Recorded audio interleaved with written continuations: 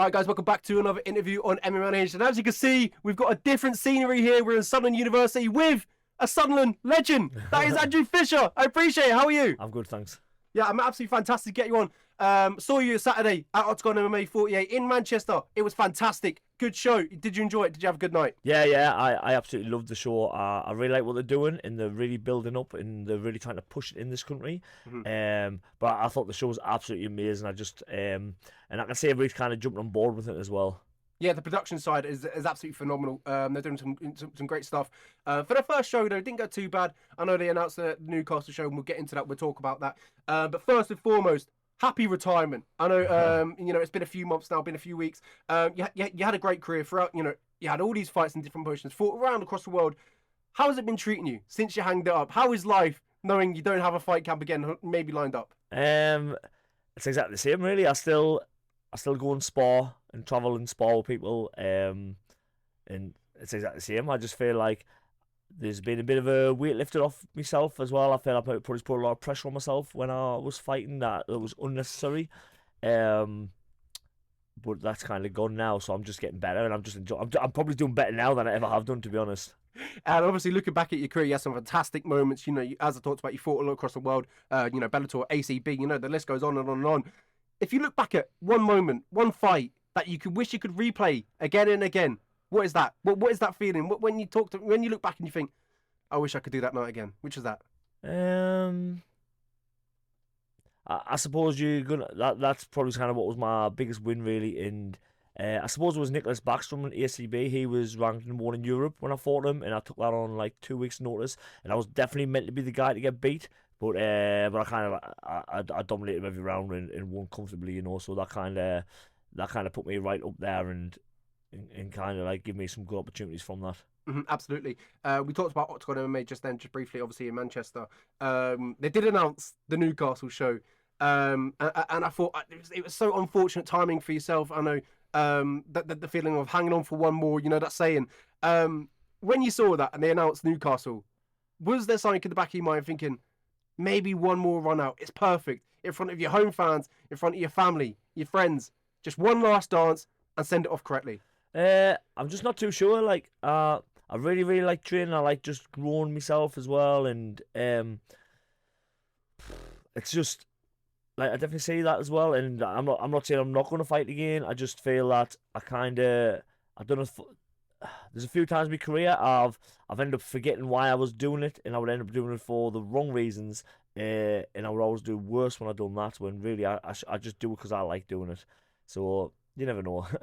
You never know. It would be a fantastic send-off, as I was mentioning, in front of your own crowd, in Newcastle, big arena. It would have made a lot of sense. Hopefully, maybe no. Who knows? I think that's where we should put it. Who knows? Obviously, moving over, we'll talk about the big part that you play in TFT, Team Fish Tank. What does that mean for you to kind of grow, I would say, an empire? You've got a fantastic, loads of fights down there. If I can list off some names, obviously Mick Parkin inside the UFC, Justin Burlinson, obviously Cage Warriors, Alfie Lennon, fantastic amateur coming through. I know there's a few names, James Hendon, as we talked about. Phil DeFries, KSW heavyweight. And Phil DeFries, yeah. I would say he's the MMA's Tyson Fury with that beer belly and everything. Yeah. But yeah, how does it feel to kind of build an empire in such in Seaham, which is tiny compared to Manchester, Liverpool, Birmingham? How does that feel? It's a bit weird because I don't really feel I'm doing anything. I just I just do this just because I like doing it, and even coaching people, I really like doing it. And it is nice how it's grown, but it's never ever felt like any hard work at all. I definitely work hard, but I enjoy doing it, so it doesn't feel like it, if that makes sense. So it's kind of just all happened by accident. I mean, as I talked about, you built some fantastic fighters. I'd love to talk about some of them, where they go next. Obviously, we'll start off with Mick Parkin. He will be fighting Kyle Machado in a few weeks in Vegas. Going to be a good one at the Apex. A Brazilian, who's 8-1. Very, very tough fight for Mick. What are your thoughts on the matchup? How does Mick get it done? Because obviously you'd be rooting for your man, obviously. Yeah. I feel like this is kind of tailor-made for Mick, really, for the guy being so aggressive, and that kind of plays into Mick's strength. I feel the last fight he had on London, the guy come out aggressive, then Mick will counter him quite a bit, and then the guy will kind of stop doing anything, so the fight slowed down a bit. But I feel this guy he's he's just very, very wild and aggressive. So I think it does play to Mick's hands, and I can definitely see Mick getting the finish for this one. Yeah, I was there in London to watch Mick Parkin's last fight. Fantastic event. The atmosphere was great, and obviously Mick Parkin got the one put on a show. Field of Freeze, I talked about it. He's outside the UFC, thriving outside the UFC. KSW and over in Poland and stuff like that. Beating everyone outside the UFC. Hasn't got that, he obviously he's been inside the UFC, but I feel like he's doing fantastic outside the UFC. He should stay there. What is next for him? Could we see one more? Obviously out of Field of Freeze. One more, sorry. One more fight. He's still fighting. Yeah, I mean, like in this year. Oh, I don't know. He's got one more fight on his contract. And I think that's going to be by January anyway. Yeah. So if not this year, it'll be beginning of next year, I would think anyway. And then it'll be whether he looks to re-sign or what, I'm not sure from there. So, but Phil's absolutely phenomenal. You know what Phil does to all of his opponents, and people think the fights are boring, but it's because he is so much better than them, and it's like everybody knows what's going to happen. But Phil does that to everybody in the world, Drowns like them. Everybody, he's so good. There's say Phil, Tom Aspinall, and Mick. They're like easily the three top guys in the country. 100%. And I'd say apart from like Tom and Mick, I would say Phil does that to every single person I've ever seen him spar with. That's crazy. Absolutely phenomenal. He's doing some fantastic work outside of UFC, as I mentioned. But where else I feel like he's doing fantastic work is on Twitter. He's very active on Twitter. I don't have Twitter, so I do, but I don't use it. So he's very active on Twitter, and he's always calling out Francis Ngannou and the PFL. Is that something that maybe Phil would love to entertain in the future? As you talked about, he's got one fight left on his deal. Is that something that maybe he's looking at? Maybe after that? Yeah, I think that's definitely what Phil wants to do as well. And I think KSW are all on board with that anyway. Even if Phil's signed to KSW, they do seem quite happy to allow him to do that. But obviously, Ngannou's just done really good against Fury, so I can't really see him fighting MMA for a long time, to be honest. It'll probably be boxing again. Completely agree. Yeah, I feel like after that Fury fight anyway, he just secured himself another 2-3 big paydays. So he'll go on to fight Wilder or, Joshua, wherever, who's January, December. So, yeah, I completely agree. It'll be good, though. I'd love to see Field of Freeze wherever he ends up. It's going to be good for him. Moving over, I'd love to talk about, your other endeavour. And that's Rise and Conquer. I know you do that a lot. You promote that. You had 2 shows this year. Talk to me about them 2 shows, how they went. You had 12 and 13 this year. How did they go down? I know you had a few of your own people fighting on the shows as well. So I'm really trying to make it so it's not like our club show. I do have a lot of our guys on there, but I definitely don't want it so it's like our home show sort of thing. I just want it like just another regional show. But that's done really good. The last one was the best one we've done. And the fights are really good. Because sometimes it is hard, because we try our best to have all 50-50 fights, but sometimes it is a bit difficult. But I think the coaches who we work with in the teams, they generally are quite happy to have 50-50 fights, especially for the amateurs, But that is generally, I feel like, a lot of people's amateur careers, they're treating it like professional, and they kind of want to be 10-0 without being tested in that a lot. So, but the people who've been working for us, thank you for them taking tough fights as well. Yeah, absolutely. And I was going to ask about the goal there for Rise and Conquer, but you just kind of not Rise and Conquer, Rise and Conquer. Yeah. What is that? You talked about there. You want it to be kind of a local show, but not filled with your guys. Is that what you're looking at? Because we haven't really got that many in the Northeast to kind of have that local, talent, to kind of thrive. And we've got Machine MMA. We've got Made for Cage now, and we've got Almighty sometimes comes up here. But yeah, is that what you're looking for? Just to kind of get out talent more, out more. There's just not a lot of people in the Northeast, and even gym wise, is like Newcastle's the big city up here, and I think there's only like max 2 gyms, I think there, and they don't have a lot of fighters, even them gyms. So I would say most of the fighters are probably kind of at my gym up here. There's definitely a few other gyms, but they've got like maybe it's no more than 5 fighters, so it is a bit difficult. It's not like even Manchester, you've got all these other big cities around it and so many gyms and stuff. So we're quite far away from everybody else, so it is a bit of a hard to build it. But I feel like you get like 1 star from up here, and then it'll kind of boom again. Yeah. Absolutely agree. Obviously, you got plenty of stars at TFT, so hopefully that helps kick on as well. I know you've got another show, 6th of April 2024. That's your next show, Rise of Conquer 14. Talk to me about that, and obviously tell the fans where they can get tickets, where it'll be, and etc. So the tickets won't be out yet, but if they keep looking on our Facebook and Instagram page, there'll be tickets coming up there closer to the time. But that's at Rating Meadows Arena again, and I haven't even started matching yet for that. I'll get this year out of the way, and then I'll start trying to build some matches up. But we've had a few interest of people anyway, so we're looking forward to doing that. What is it like to kind of, run a promotion? You were always on the other side. You were the fighter. Now you're obviously running. I know you've been running it for a few years now. So talk to me about that experience. What is it like to kind of run your own promotion? You are the matchmaker, you are the promoter, you are the official. I've seen you at the weigh-ins and you're telling everyone's official weight. So what is that like to kind of be the whole backbone of a promotion? I'm definitely not. My friend Carl Little, who is my business partner, who we do that with, he's definitely the kind of the brains behind it as well. I definitely match the fights, but Carl does like everything else. He does all the nice touches you see. And the way he kind of treats all the fighters who are coming up traveling in hotels. And everybody who's fought in the show and travelled, they'll all say how well they've been looked after, and that's due to Carl as well. So it wouldn't be right for me to take any credit for that, because that is all Carl. Yeah, absolutely. Obviously, the next show, 6th of April. Obviously, as you talked about, you won't have no fights announced yet. Obviously, you have amateur and professional fights. Is it something that you're trying to like? I don't know what I'm trying to say, but like build.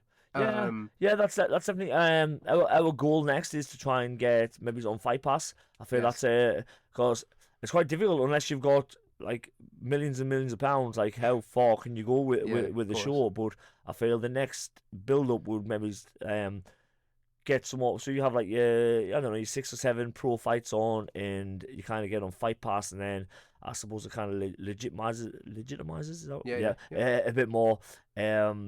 And I think they'll obviously pay you money, so that you kind of put a bit more money into it and try and build the show that way. So that kind of is the next goal. But I feel what you need from that is you need somebody who does well from our show and goes to the UFC, and then the UFC will want the rights to the fights and go that way. So hopefully we'll have stuff like in the next couple of years, maybe that could potentially happen. But that's kind of the goal, to build to that. That'd be great. I'd love to see that happen. Obviously, we've got a few shows on the UK, regional shows in the UK, obviously on UFC Fight Pass.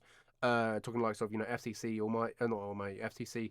But yeah, it'd be good to get you on. That'd be good. That'd be a good step, and obviously it gives the fighters a fantastic platform to showcase their skills. Yeah, and so hopefully it'll build them, and that's what we're working towards now. And Carl does a great job at advertising and pushing that as well. So.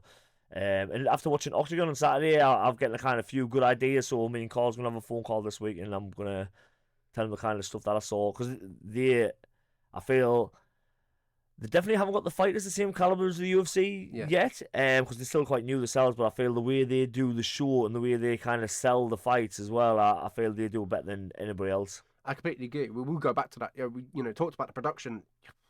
It's phenomenal. It's great. They've got the TJ in the arena. Everyone's bouncing, the lights and everything. I've only seen production like that in the UFC, so it's good to see it outside the UFC. I've not really seen it in another show. I've been to Bellator. I've been to Cage Warriors, and I think that they're a good show. They have good fighters, but the production at Octagon, it's different level. Well, when I fought on the Germany card, which Germany hasn't really got any big MMA stars or anything, and I didn't think MMA was massive over there, but when I fought there, it was an arena like the same size as Manchester one, completely sold out. It was absolutely ridiculous, and I was quite shocked really. But I was speaking to the promoters maybe like two weeks ago, and they were kind of saying what happened in England with Manchester, that's how it started in Germany, and they kind of built it. So I feel if any guys can kind of build it, it's them, I think the most important thing they take away from that is that they've got their foot in the door now. That's it. They've introduced themselves to the English fans and the UK fans. They just need to kind of put it on now. I know they're coming back to the UK. I presume. And what little bird told me 4 times next year. It was on the broadcast. So obviously they're starting with Newcastle. I'd love to see how that goes down. But back to Rise and Conquer. How many times are you getting out next year? Obviously we got Rise and Conquer. Yeah, we just do 2 a year. Just 2 a year. Yeah, so I know it's 2 a year every year. It's a lot of work, and I do have a lot of other stuff. And let's say I don't want to kind of like. There's not a lot of people in the northeast anyway, and I feel like if I put too many, and there's other shows as well, and I feel putting more shows than that really does dilute the talent pool really, and it's kind of, it would make it very difficult to have good quality shows, everyone for doing it more than that for us. Yeah, And obviously, I'll quickly touch up on Alfie Lennon. I've seen him fight a few times. Saw him at the Machine MMA when he got that finish in like 19, 20 seconds. Fantastic. And obviously, in his last fight, Rise and Conquer as well, he got decision victory. I got him on tomorrow. How good of a prospect can he be? I know he's got the talent, he's got the marketing. He brings a lot of people to the show. He can sell tickets. How far can he go? Well, I think he's amazing. He's I think he's 19. Maybe. Yes. Yeah, he's 19. But he's absolutely amazing. He's also like his last fight was a kind of a bit of a test because I know everybody likes to see somebody winning in the first round all the time, but you don't really learn anything as a fighter. And he's had a few like last minute pullouts and stuff. So, but that last one he fought a good guy. And the guy was kind of trying to win till the end as well, so it was nice that Alfie kept together and kind of like stayed composed all the way through. So I feel that was a really good test for Alfie. Yeah, it's just experience for him at the end of the day. I feel like obviously he took this one on short notice as well because the opponent fell out, so that's another experience that you can take and you move that forward. So it'd be good to see how he gets on in the future. He's got some, he's got fantastic talent, and obviously I talked about his marketing ability is fantastic as well. Oh yeah, he's a handsome guy as well, and. He's a bit cocky and he sells tickets. People want to see him as well. So he has all the possibilities to go for really. Absolutely, Andrew, an absolute pleasure. Thank you very much. It's great to get you on. I appreciate it. Coming in. It really means a lot. Great to see you. Great to see you at the fights as well. Whatever's next, I know you'll still be at Team Fish Tank. That's what I know for sure. You're a fantastic coach. You're leading these local fighters to the big show, so obviously they appreciate it. It's good to see them on the show. Team Fish Tank representing on a global stage. So well done on that. Congratulations on retirement. If we see you next or whatever happens at the Newcastle show, it's been great. You had a fantastic career. You've gone out and you poured your heart out in this game. You fought the best of the best. You've been in different positions, best positions in the world. So I appreciate watching you for so many years. It's been great, and I thank you for having me on the show. Oh, thank you very much. Thank you.